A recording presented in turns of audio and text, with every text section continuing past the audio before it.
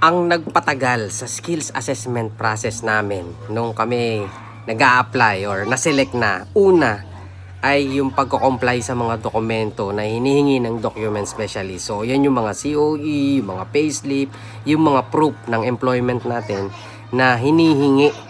Kasi yan ay kailangan para ma-process yung ating skills assessment.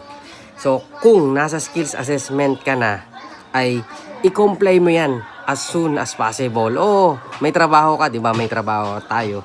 Pero kailangan mabilis mo siya ma-process. Okay? Pangalawa, yung pagbibideo, di ba? Kasi may theoretical ka diyan eh. Pag nagsimula ka na, tapos may video. So sa mga video natin, gagawin natin lahat ng task, magwe-welding ng MIG, TIG, paggamit ng crane, etc.